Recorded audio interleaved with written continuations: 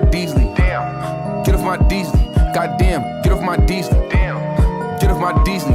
Damn. Damn. Diesel. Damn. Damn. Diesel. Damn. Damn. Yo, what is good, YouTube? Welcome back to another video. I'm your host, the conservative libertarian here, and we're back on the YouTube sphere. I've been gone for a little bit. Had a birthday, becoming an old man, becoming an actual man. And today, I had a lot of stuff going on, but we're going to get into some of the stuff that happened in these last couple days. There was a shooting at an ICE facility. You got Kamala Harris on The View. You got a CNN little panel debate with Abby Phillips and some other cronies on there. And then you got, you just got a bunch of stuff. We're going to get into the CNN. Also, this is awful. Should never be happening in our country. Prayers to the people and the people's families who, lost their lives. I think they actually were confirmed dead, at least 2 injured, but I'm pretty sure they were dead. People who were inside the van at the time when they were pulling up to the facility. And then the shooter killed himself as well. We already know where this is coming from. We know where this is coming from. I don't have to get into a spiel about that, so we're going to go ahead and play the clip from CNN. And we're also going to get into Kristi Noem and her take on it. This is CNN Breaking News. And we begin with the breaking news. A gunman opens fire at an ICE facility in Dallas, killing at least 1 person and wounding 2 others. Law enforcement officials tell CNN that at least 2 detainees were shot. According to the deputy director of ICE, no ICE officers were injured and the shooter is deceased. We are told ICE employees, civilians, and immigrant detainees are among those at that facility. We are awaiting a news conference any moment, and of course, we'll bring that to you as soon as it starts. But let's go straight to CNN's Priscilla Alvarez. Priscilla, what is the latest? Well, Pamela, we're still gathering details as to what exactly unfolded here, but we are learning more from the Dallas police, which moments ago said what transpired this morning in a post on X. Let me read some of that to you. They said that they responded at about 6:40 a.m. to an assist officer call at this facility. They went on to say that the preliminary investigation determined that a suspect opened fire at a government building from an adjacent building, and went on to say that 2 people were transported to the hospital with gunshot wounds, as you mentioned, 1 of whom died at the scene, and that the suspect is deceased. Now, the acting ICE director, Todd Lyons, on our air this morning saying that the suspect was dead from a self-inflicted wound. And what my sources tell me is that at least 2 detainees were shot when this happened. Now, just to give you a little bit of context as to what the facility is, this Dallas ICE facility is generally a place used to process detainees. So they may be arrested by ICE, taken to this facility to be processed, where there are about 3 or 4 holding cells. So generally there are a few dozen people at the facility before they are then transferred to a detention center. Now, we still do not know the motive of this shooter. We'll hopefully learn more about that in the forthcoming presser. But what we do know from Homeland Security officials is that no ICE agents were shot or hurt during this incident. That's what they have said so far. But they are also highlighting that there have been increased assaults, attacks, and threats on ICE personnel. In fact, this particular facility was the target of a bomb threat in late August. So the Department of Homeland Security similarly saying that they do not have yet a motive for this shooter, but they are tying this as well to what they have seen across the country, which is this increase in attacks toward ICE personnel.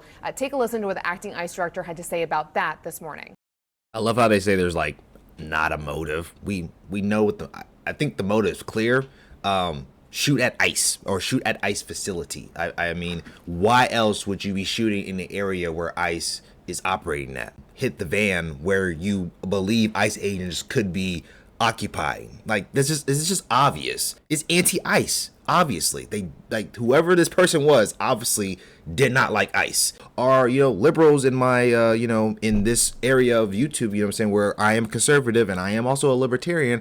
I can see it from both sides of the spectrum, but I only can see this one way, and that is that this guy obviously is radicalized by whatever's going on in the country, because like she said before, they've already got multiple threats, even a bomb threat at this facility. Who really is denouncing ICE like that? I know no conservatives that actually denounce ICE. You know what I'm saying? If there is a conservative that doesn't like ICE, put it in the comments, put it down below. But I'm telling you, mostly it is these leftists, these liberals, who don't like ICE, and that's just what it is. Before anyone gets to my comments saying, oh, radical, why does they have to be radical? I mean, I have the definition right here if you want to see what radical means. Radical is violent.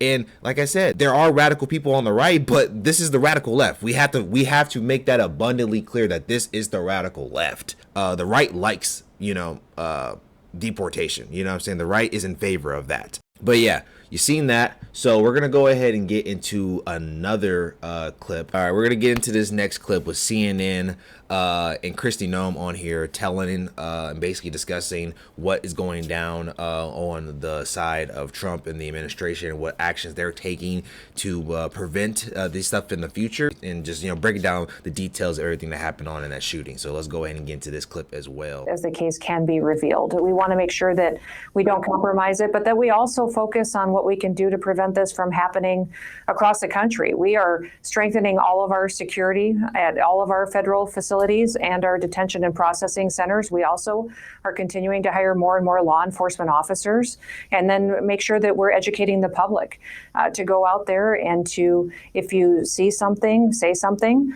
Let people know that if you think there is an individual who may be wishing to do harm to someone in this country, let somebody know, but also make sure that we're engaging with our friends and our family. This is a time for all of us to learn and to also spend time together, and to make sure that we're having conversations rather than seeing warning signs and not acting on them before a tragic event like this morning happens again.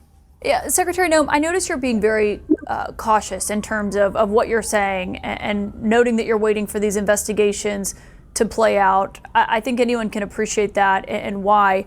We did hear from the vice president today say it was a violent left-wing extremist who wrote this message on these bullets, the anti-ICE message. The president said the continuing violence from radical left terrorists in the aftermath of Charlie Kirk's assassination must be stopped.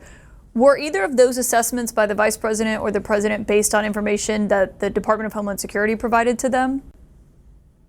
Well, we've seen a lot of patterns across this country over the last several weeks and months, and we have been focused on making sure that our ICE officers have the ability to operate safely. In fact, they've seen 1,000% increase in violent attacks against them from city to city and across this country. And so we know that we have an opportunity here to make sure that we not only can support them, but also to have their backs when they're out there in many of these cities. And individuals and politicians, senators, governors are demonizing them, that we have the opportunity to tell the truth about the work that they do, that what these law enforcement officers doing, they're upholding the law. They're out there literally enforcing just the laws of this country and doing it in a fair and balanced way that doesn't make sure that they're picking one person over another. They're treating everybody appropriately and making sure that the United States and our streets are cleaned up again, and that we are making this country safe. I think the question is do we know if those assessments, as they were putting it, talking about this suspect here, if that was based on evidence or intelligence from DHS? The dishonesty is insane. The dishonesty is incredible. And this is what I'm saying. Like, we have to call it out on, like, when we see it both ways. We have to be able to call this stuff out. But the thing is, though, is that they're only calling out when it's a right-wing thing going on. But when something is obviously left-leaning, it's obvious that it's left-leaning. This is no way in any shape and form a right-leaning issue. Actually, Republicans are extremely happy with the way how immigration is going. There are some other Republicans who might have buyer's remorse because they didn't understand Trump's plan. And I love how she says the evidence. The evidence is on the bullet casings that Kash Patel showed on Twitter, and it says anti-ICE on the bullets. And like I said before, I don't know any right-winger who is anti-ICE. You have to, someone in the comments, let me know if there's someone like that, because I would love to hear your argument for why you're anti-ICE. It's ridiculous. Let's continue. Now, the indication and the evidence that has been revealed to the public so far indicates that it is someone who is very much against our ICE officers and the work that they were doing and opposed to what they're doing. Just opening up fire on an ICE processing facility where they knew that law enforcement officers would be and individuals would be, gives us some indication as to how this individual felt about his beliefs, what he believed should be happening, and we will continue to dig into his background and to see what may have motivated him and learn from him and see what we can do to prevent it in the future. Oh, okay, but so the evidence so far, though, we've seen the bullet casing that the FBI director put out today. Obviously, the fact that this was an ICE facility. Has anything else been provided to the president and to the vice president for what they said today, for their statements? I can't speak to what the president and vice president were briefed on, but people don't write anti-ICE on ammunition and then fire into a building that support the work that our law enforcement are doing. They just don't do that. That's not something that would indicate that they believe that what we're doing in this country is making our streets safer and cleaning up criminal activity. So that evidence has been very clear, and the president and vice president certainly understand the challenges that we have in this country with people who support criminal and terrorist activity. Boom. Boom. Look at her face, low key. Did you see her face when Kristi was giving her the answer? Oh man, she was heated. She was mad.